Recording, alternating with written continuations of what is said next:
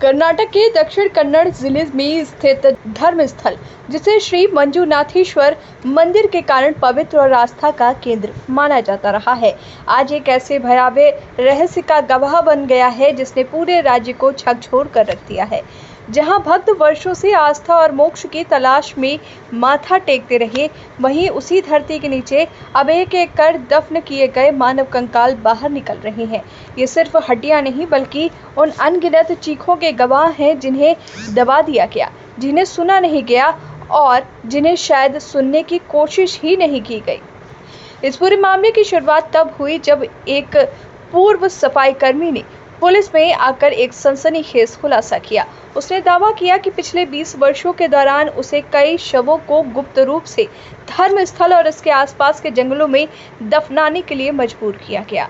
उसका कहना था कि ये सब उसने दबाव, धमकियों और भय के साए में किया और ये सिलसिला सालों तक चलता रहा।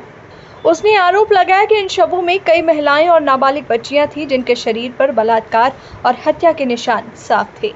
इस शिकायत को 3 जुलाई 2025 को धर्मस्थल पुलिस थाने में दर्ज किया गया। अगले दिन 4 जुलाई को भारतीय न्याय संहिता की धारा 211(a) के तहत प्राथमिकी दर्ज कर ली गई। चूंकि ये मामला बेहद संवेदनशील था और शिकायतकर्ता की जान को खतरा था, इसलिए उसने गवाह संरक्षण अधिनियम 2018 के तहत सुरक्षा की मांग की, जो 10 जुलाई को स्वीकृत कर दी गई। इसके बाद 19 जुलाई को डीजीपी प्रणब मोहंती के नेतृत्व में एक विशेष जांच टीम का गठन किया गया, जिसे इस पूरे मामले की तह तक जाने का जिम्मा सौंपा गया। शिकायतकर्ता ने एसआईटी को कुल 13 ऐसे संदिग्ध स्थलों के बारे में बताया जहां उसने शवों को दफनाया था। इन स्थानों में से अधिकतर नेत्रावती नदी के किनारे थे और कुछ जंगलों के भीतर गहराई में स्थित थे। 29 जुलाई से एसआईटी ने शिकायतकर्ता की निशानदेही पर खुदाई का काम शुरू किया।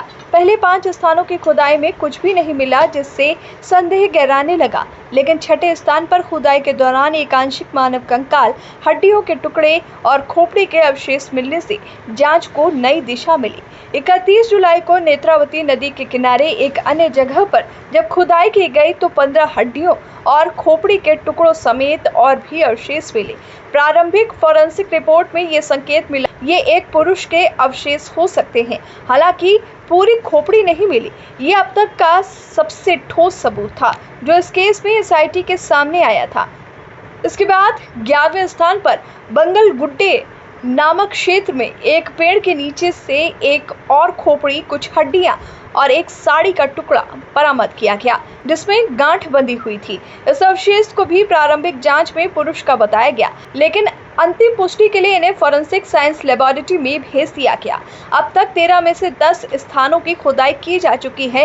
इन खुदाइयों में कुल मिलाकर 3 अलग अलग जगहों से मानव कंकाल, खोपड़ी के टुकड़े, हड्डियां और संदिग्ध सामग्री जैसे साड़ी के टुकड़े बरामद किए गए हैं। सभी नमूनों को फोरेंसिक जांच के लिए भेजा गया है, जिससे उम्र, लिंग, मृत्यु का कारण और मृत्यु की समयावधि के बारे में जानकारी जुटाई जा सके। फोरेंसिक साइंस लेबोरेटरी की रिपोर्ट इन मामलों की पुष्टि के लिए बेहद अहम मानी जा रही है।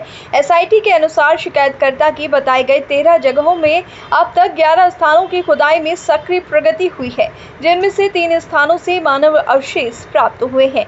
खुदाई की प्रक्रिया में अधिकारियों ने विशेष तकनीकी उपकरणों की सहायता ली और शिकायतकर्ता स्वयं भी हर स्थल पर मौजूद रहा, जिससे टीम को निशानदेही में मदद मिलती रही। ये मामला अब सिर्फ एक क्राइम स्टोरी नहीं रह गया, ये उस अंधेरे की परतें खोल रहा है जिसे एक धार्मिक आस्था के केंद्र के भीतर छिपा दिया गया था। सवाल ये नहीं है कि कितने शव मिले, सवाल ये है कि बीते 20 सालों तक ये सब कुछ चलता रहा और किसी को भनक तक नहीं लगी, या फिर जानबूझकर सबने आंखें बंद कर ली। अगर ये शिकायतकर्ता सामने नहीं आता तो शायद ये कंकाल कभी जमीन के नीचे से बाहर नहीं आते और इंसाफ हमेशा के लिए दफन हो जाता। पूरे राज्य की निगाहें अब एसआईटी और फोरेंसिक रिपोर्ट्स पर टिकी हुई। हर खुदाई के साथ ये डर गहराता जा रहा है कि कहीं और कितने शव जमीन के नीचे दबे होंगे और क्या इस अपराध के पीछे कोई संगठित तंत्र या प्रभावशाली चेहरों की मिलीभगत है। ये मामला कर्नाटक के धार्मिक, सामाजिक और न्यायिक ढांचे के सामने एक कठिन और शर्मनाक सवाल खड़ा करता है, जिसका जवाब अब सिर्फ जांच नहीं, पूरा समाज भी देगा।